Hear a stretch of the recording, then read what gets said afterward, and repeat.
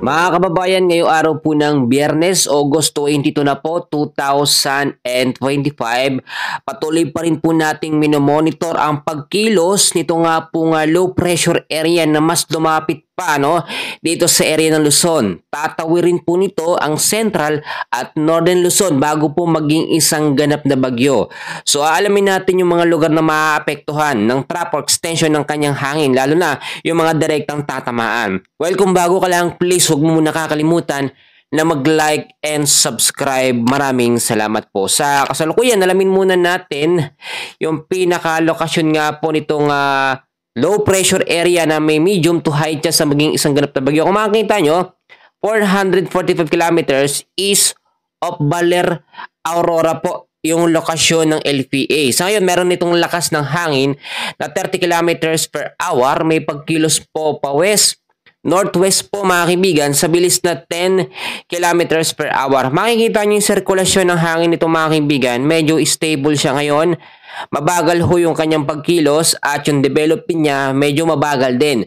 So possible yung isang senaryo na makikita natin dito, tatawid muna siya sa Central at Northern Luzon bago ho maging isang ganap na bagyo, which is kahit papaano hihina po yung impact niya sa mga lugar po na tatamaan sa malaking bahagi ho ng Luzon, ilang parte ng ating bansa.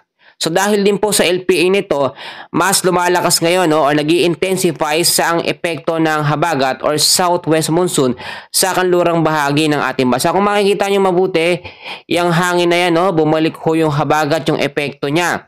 At possible na mas lumakas pa yan dahil halos lalapit po itong sama ng panahon na ito dito sa area sa kanlurang bahagi ng southwest monsoon.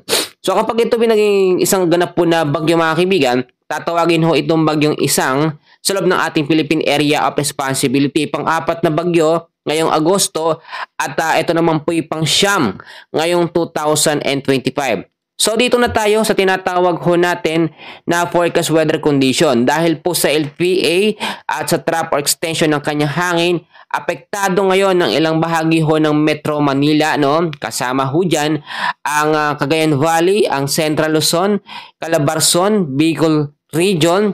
Ito, low pressure area po o trough extension ng hangin ang nakakaapekto. Yung mga direktang tatamaan ng low pressure area, kasama dyan ng malaking bahagi ng Metro Manila, Central at Northern Luzon. So, sa area naman po ng Visayas, dito tayo mga kaibigan. Sa Visayas, Mimaropa, Zamboanga Peninsula, BARMM. Kasama po dyan mga kaibigan ang Lanao del Norte, Misamis Occidental. Ang lagay ho ng panahon dyan ay cloudy skies pa rin po with scattered rains and thunderstorm. Kalat-kalat na pag-ulan na may kasamang pagkulog at pagkidlat dahil naman po sa epekto nitong habagat or southwest monsoon na pinapalakas po nitong LPA na ito. So possible na itong habagat ay mas lumakas pa sa mga susunod na mga oras kapag nag-intensifies bilang isang tropical depression. Eto nga pong LPA na yan. Take note, medium to high chance na ito maging isang ganap na bagyo sa mga susunod na mga oras. Ang ilang bahagi naman ng Luzon mga kaibigan, tulad na aking binanggit, Central, Extreme Northern Luzon, sa Southern Luzon, mga area po na yan ay apektado ng trough or extension po ng hangin nito nga pong low pressure area. So mga kaibigan, bukod dyan, meron din tayong mga lugar ngayon na apektado, Ang dami ng ulan, makakaranas po talaga ng ulan ngayon ng malaking bahagi ng ating bansa. Dahil po sa southwest monsoon, meron tayong heavy rainfall warning, Dahil sa habagat at low pressure area, magkasama yan mga kaibigan. Ito yung habagat, dito banda, at dito naman po ang low pressure area. Ngayong araw mga kaibigan, August 22, inaasahan ho ang 50 to 100 mm sa dami ng ulan sa Aurora, kasama po ang Bataan, Cavite, Batangas, Quezon, Camarines Norte, Camarines Sur, Catanduanes, Albay, Sorsogon at Masbate. So by Saturday naman po ng afternoon, so August 23, apektado pa rin ang Pangasinan, ang Zambales at Bataan ng 50 to 100 mm na dami po ng pag-uulan. So dahil ho yan sa low pressure area.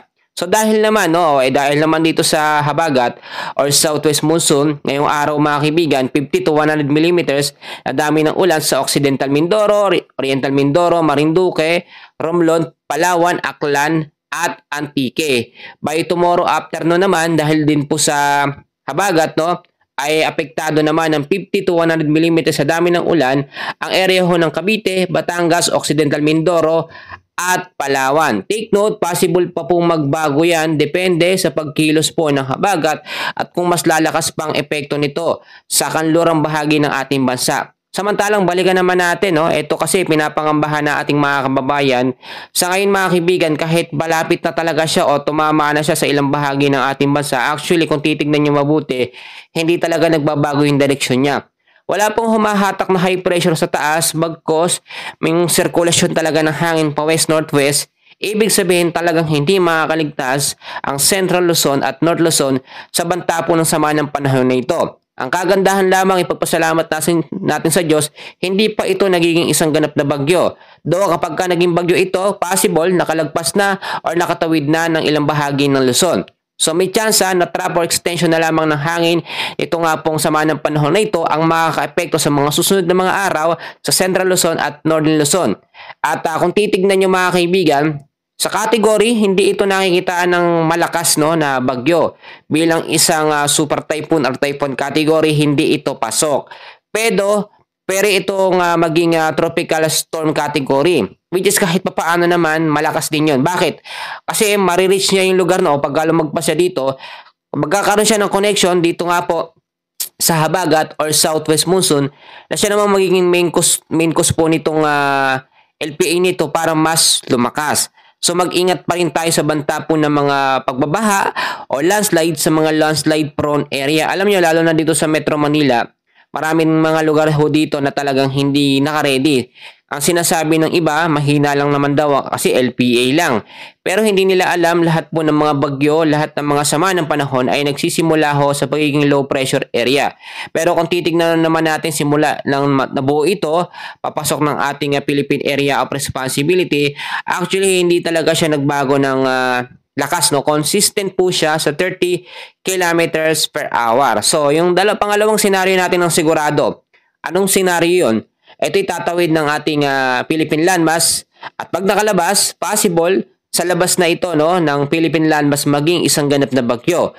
At pinakamaganda dito, possible din na lalabas muna ito ng Philippine Area of Responsibility sa mga susunod na mga araw at doon po magiging isang ganap na tropical depression or mahinang bagyo. Pero hindi pa rin natin ni-rule out yung mga possibilities na po pwedeng mangyari. Pwede rin sa mga susunod na mga oras ay ma-develop po ito bilang isang tropical depression. Kasi nga category siya bilang medium to high chance na maging isang ganap po na bagyo. Kahit sabihin natin na 30 kilometers per hour ang lakas ng hangin niyan, pwede yan in a moment na magbago o mas lumakas, Kaya naman, nakita nyo nung nakaraan, ang nagbibigay ho ng pag-uulan sa atin, easterlies, yung mainit na hangin na nanggagaling sa karagatang Pasipiko. Actually, meron pa naman, kung makikita nyo yan, yung easterlies talaga ang nagtulak dito, Dito nga po sa LPA nito, para mas lumapit. Ang nangyari naman, nung lumapit siya, nabuo naman o muli naman bumalik ang epekto ng habagat. Yung ITCC or Intertropical Convergence Zone o yung tinatawag natin na salubungan ng hangin sa Northern at Southern Hemisphere ay nawala naman na. Yung mga kaulapan na yan mga kaibigan, posible talagang magdulot yan o magbigay ng pag-uulan sa malaking bahagi ho ng ating bansa. So may banta rin tayo ng mga localized thunderstorm sa ilang bahagi ho ng Metro Manila, kasama na ilang bahagi ng Visayas at ng Mindanao. And usually ang mga localized thunderstorm po natin at na nagpapaulan yan tuwing hapon ho hanggang sa gabi, na may mga malalakas na pag-ulan, bugso ng ulan, pagkulog at pagkidlat. Kung napapansin nyo naman, ngayon tuwing hapon talaga medyo nagiging maulan na. Kahapon din mga kaibigan ng madaling araw ay tuloy-tuloy na rin ang pag-uulan dahil na po yun sa habagat at extension nitong LPA. Ngayong araw na ito, inaasahan natin na mas malakas or magiging consistent o yung tinatawag natin na tuloy-tuloy na pag-uulan dahil nga po sa trap or extension po nitong LPA na apektuhan ang ilang bahagi ng Eastern Visayas at Mindanao, and especially malaking bahagi ng Central at Northern Luzon naman ang apektado direkta. Ito nga pong low pressure area na ito. So tulad niyan, hindi pa naman siya nagiging banta na sobrang malakas na sama ng panahon or bagyo, maging handa na tayo. Anong dapat natin gawin? Unang-una, kung yung mga lugar ho natin ay baha, Maglinis tayo ng kapaligiran. Dahil alam nyo, ang mga basura, yung mga kalat, ang isa sa nagiging dahilan kaya nagkakaroon po ng mga pagbabaha. Bumabara yan sa mga kanal. Yung mga nakatira naman, malapit po sa mga ilog, ng paanan ng bundok, mas maganda kung meron banta ng mga heavy rainfall warning sa inyong mga lugar, lumikas tayo ng mas maaga. Huwag na tayo maghintay na ang LGU pa ang kumilos para sa atin. Magkusa na ho tayo, no, kung meron naman tayong matutuluyan. Pangalawa, lagi ho kayong maging updated sa lagay ng ating panahon. Lalo na, no, ang ginagawa natin dito, himay-himay talaga ng impormasyon para po maintindihan din ng ating mga kababayan kasi most of the time yung mga viewers natin medyo may edad din, no? Kailangan nilang napapakinggan ng maayos, hindi po yung mga words na parang hindi nila naiintindihan. Pangatlo mga kaibigan, no? Safety natin ang mga importanteng gamit natin, electric appliances, yung mga papeles, mga dokumento para kapag may pagbabaha o umulan man, no? Hindi sila mababasa at safety na, no? Para na rin sa atin yun mga kaibigan. Ito rin, idadagdag ko mga kaibigan, yung kaya natin mag-stock ng mga pagkain, no? Kung tatagal ng ilang araw, gawin na ho natin. Huwag na tayo maghintay na may malakas pa na bagyo, saka pa tayo mag-aasikaso. Yung kababayan natin nagsasabi, paano naman daw yung isang kahig, isang tuka. Naiintindihan natin yun mga kaibigan, pero kung meron lang naman tayong extra, ibili na natin ng bigas, yun, napaka-importante nun. So, mga kaibigan, ito paano, mas maganda rin na humingi tayo ng panalangin sa Diyos sa sitwasyon natin sa ngayon, no? Dahil mahirap talaga yung mga bagyo na pumapasok sa ating bansa, kailangan niya ng matinding panalangin o prayer para ilabas or ilihis ng Panginoong Hesus, no? Or ng Diyos natin, ito nga pong mga bagyo na yan. Kasi ngayong Agosto, ang ina-expect lang natin is 2 hanggang 3. Pero pang-apat na, ito nga pong mabubuong bagyong si Isang. Pagdating ng Setyembre, 2 hanggang 4 din. Oktubre, 2 hanggang 4. Base na rin yon sa mga radar o advanced weather system na ating ginagamit. So, ito mga kaibigan, ang sinasabi ko sa inyo, no, dapat pag ganitong sitwasyon, lagi po tayo nakahanda. Yung mga kababayan natin, no, yung mga malapit po sa mga karagatan, wag muna tayong pumalaot kung hindi naman na kailangan, no? Dahil meron tayong mga nakataas din na mga signal about sa mga lugar nyo na malalakas ang alon. So, possible yan. Alamin natin yung mga lugar, no? Binanggit ko na ho kayan kanina. Pwede nyo humbalikan. So, mga kaibigan, kung nakaabot ka sa dulo ng video na ito, meron akong surprise sa iyo. Sasamantalahin ko na yung pagkakataon para muli hong makapagbahagi ng salita ng Panginoon, no? Ngayong umaga ho ng Biyernes. So, ito ang ating Bible verse sa umaga pong ito. Sa Juan 11:25-26, kaibigan, kabayan, kapatid, narito po ang sinasabi. Sinabi ni Jesus sa kanya, "Ako ang bumubuhay sa mga namatay at ako rin ang nagbibigay ng buhay. Ang sumasampalataya sa akin, kahit mamamatay ay muling mabubuhay. Ang sinumang nabubuhay at sumasampalataya sa akin ay hindi mamamatay kailanman." Naniniwala ka ba sa sinabi ko? So, kaibigan, kabayan, kapatid, napakalino naman ang sinasabi sa salita ng Panginoong Hesus, no? Na siya talaga ang nagbibigay ng buhay. So, ano ang ibig sabihin dito? Kapag tayo mga kaibigan ay tumanggap at kumilala sa ating Panginoong Hesus, bibigyan niya tayo ng buhay na walang hanggan. Kasi usually, no, ang nagiging kasanayan kasi natin, okay na, no, na alam nating may Diyos. Pero yung intimate na relationship sa Kanya, yung tunay na pagkakaunawa at pagkakakilala, yun ho ang kailangan natin. Kailangan natin maunawaan na walang ibang way o paraan para tayo ay maligtas sa ating mga kasalanan. Ako, ikaw, tayong lahat ho ay literal na makasalanan.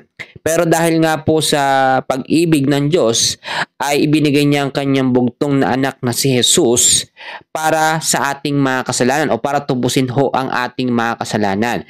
Kapag tayo ho ay nanalig sa ating Panginoong Jesus, ay magkakaroon ho tayo ng buhay na walang hanggan. So napaka-importante na dapat po maisabuhay natin yan. Tulad na lamang mga kaibigan, no, sa ating personal na buhay, sa ating mga kaibigan, sa ating pamilya, pag merong nawawala, alam natin yan na sobrang masakit. Actually ako, no, grieving ako ngayon dahil meron ako mga mahal sa buhay din na nawala na or sumakabilang buhay na, mga mahal sa buhay na talagang hindi na maibabalik. Pero kapag ka sila ay nakakilala sa Panginoon, may assurance na sila ay nasa piling na ng ating Panginoong Hesus, no? At alam natin balang araw ay makakasama natin sila. Yung buhay natin dito actually mga kaibigan, mga kababayan ay pansamantala lamang. Pero kung ito ay gagamitin natin sa maayos at sa kapurihan ng Diyos, magiging ano tayo mga kaibigan, magiging pakinabang no yung buhay natin.